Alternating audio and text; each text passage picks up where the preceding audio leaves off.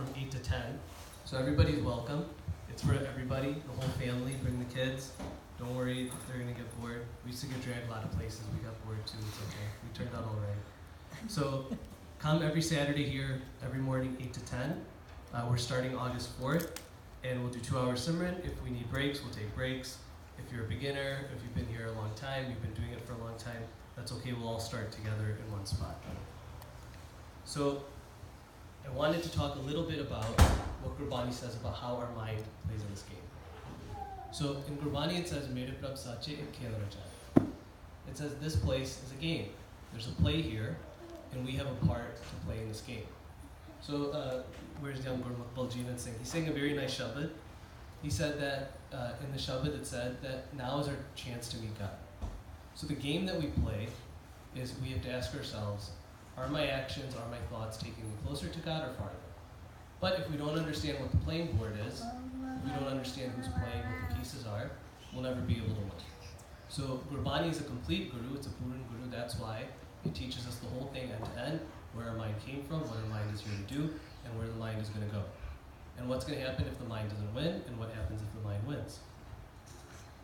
So first thing we have to understand over here is, if you look up in the Shabad, it said Tribavan, or Tregun Maya, it says in the Gurbani, it says it hundreds and hundreds of times. If you actually go and look up the word Tregun in Gurbani, it's there hundreds of times. So we have to ask ourselves, what is this concept of Tregun? What are these three qualities of Maya? We've been coming to Kirtans our whole life. We've been reading Bani. We've been doing Kirtan. Have we understood what is Tregun Maya? In Gurbani it says, Rajgun, Tamgun, Satgun Keye, E Teri Sab Maya. This Maya that we're in the world of materialism has three qualities. One is called Rajogun, one is called Satugun, and one is called Tamogun. In Rajogun, we have things like Asa, Abhilasha, Krishna, Chinta, Fikr, hopes, wishes, desires, anxieties, worries. In Tamogun, we have things like Kam, Krodh, Lobh, Moh, Hankar, Ninda, Chugli, Irkha, Dwayat, Nafra. These are things like lust, anger, greed, attachment, and pride. In Satogun, we have the qualities that we want to attain. Things like Daya, Shanshilta, Santog, contentment, truth, honesty, integrity, Nimrata, humility, tolerance. And then Gurbani talks about a place outside of these. It talks about Jotapa. It talks about your Nijgad, your home, your Tirga, your indestructible home. It talks about a place that the mind is supposed to go. So the question again is, we've been spending our whole lives doing this. Have we gone to our Nijgad yet? Have we gone to our Tirga? Have we entered the home of the mind? If the answer is no, then we have to ask ourselves internally, what can I do differently to make sure that I'm on the right path, I'm on the right track, and that I'm applying what the Gurbani is saying. I'm not just listening to it and then, back to the same old indulgently things that we do outside of the Gurdwara side. So over here, how does this work? It says when you're born in Gurbani, I don't have the book here, it says all the breaths are counted and placed with you. They do not increase or decrease one little bit. We play this game through breath. You breathe in, you breathe out, and one decreases out of the count that you have. When we spend our breath in Rajagun, Tamogun, and even Satugun, our breath is being spent in Maya. It's wasted. But if we are able to spend our breath over there in Jotapad, in the fourth state, these breaths get saved. This is the Sacha Sota that we read about in Gurbani. The real Sota is, am I trading my tan, this wealth that was given to me, and am I putting it in Nirgun Khajana? Nirgun Khajana is like the treasure chest you can't see. Just like you can't see your breath, you have to deposit it over there. So the question becomes, how do I take my mind out of Tregun and how do I make it enter the place where I am from? This is where we were born. This is where the mind was born. So this is what we'll talk about here. The game that we play is played through breath. We need to save it, not just spend it. Right? All of us here are professionals. We go to work. Every company has to turn a profit. Not just make money, but turn a profit. That money that we save in Nirgun Khajana, that is our profit. Simran starts with stopping your thoughts. That's why in Gurbani it says, Vichar mare, tare tare, ul juna ave. It says, if you can stop these thoughts, you're coming and going, and this 84 lakh is done. It's over, no more. But the thing is, we've kind of westernized everything a little bit in Sikhi, like as we've been here now a couple generations. So now we say Simran is meditation. Simran is more than meditation. Simran is you start sas, sas, rom, then you go antargat. How we make that journey is a journey to stop our thoughts so that we can start to enter the true home that we came from. This is different than meditation. You'll get a lot of the benefits, but it's different. The goal at the end of Simran is, have I met Waheguru in this life or not? If we haven't done it, then we're not winning yet. So who are we? Everything that we identify with is what? Our gender, our race, our nationality, status, what kind of body type we have. We're small, we're large, we're brown, we're white, we're black. What's our place of origin? How many times have you gone somewhere and the first question is like, what pind are you from? Right? I'm from this pind, I'm from that pind, oh, I came from Delhi. All of these things are associated with the body.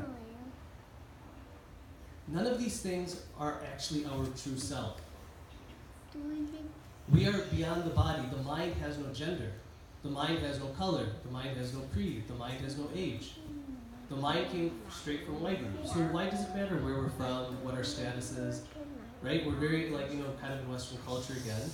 There's the status of who's rich, who's poor, who has money. If you go back to India, there was all the caste system.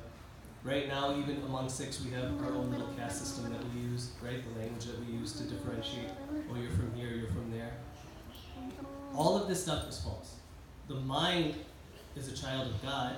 The body is just the vehicle. The mind came to play as the player. The mind is called a Sikh. The body is going to eventually be reduced back to this.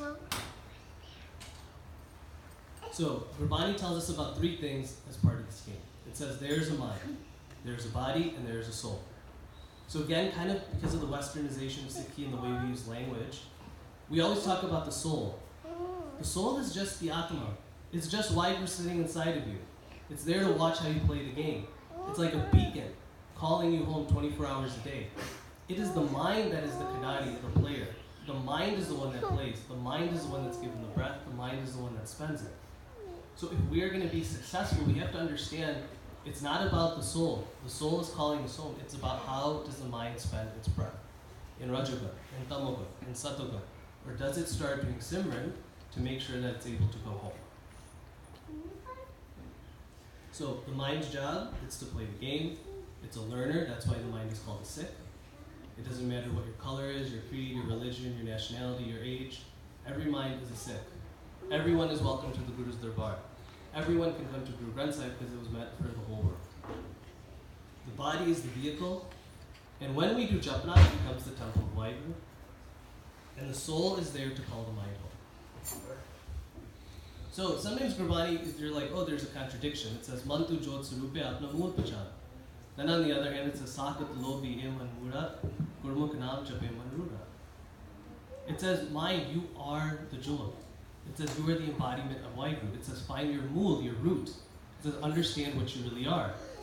But when our mind is in Maya, when it's in Kam, Krodh, Lobh, Moh, Ankar, when it's in Trigun, it's Sakat, it's Lobi, it's greedy. It always wants more than the body really needs. But when we do the Simran, it says, then the mind becomes beautiful. It starts to understand its origin. The body, it says, Esarir Samud hai Maya. It says this body is the source of Maya because where does our experience with Maya begin? The mind is sitting in the body. So the body becomes the root. The body is the way that we function in the world, and we've confused the needs of the body for the needs of the mind. The needs of the mind is namta. The needs of the body are clothes, food, shelter, cars, all this stuff that we need. But it says when you do Simran, it says the body is the temple of the Lord in which the jewel of spiritual wisdom is revealed. This is namta. It says the self-willed manmukhs do not know anything at all, and they do not believe that the Lord is the temple. The Lord's temple is within. Waheguru is inside each and every person.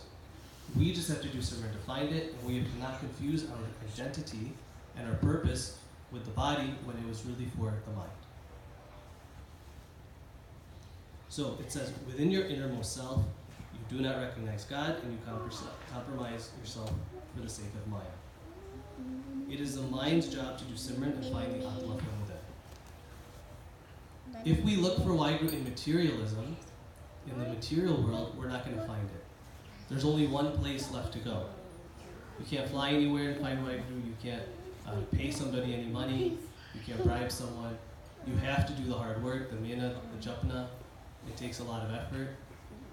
And so the reason we do it together is because, Gurmukh picked a very nice Shabad that said, you can't do it without Sad Sangat. You can't do the Simran without the people there to support you.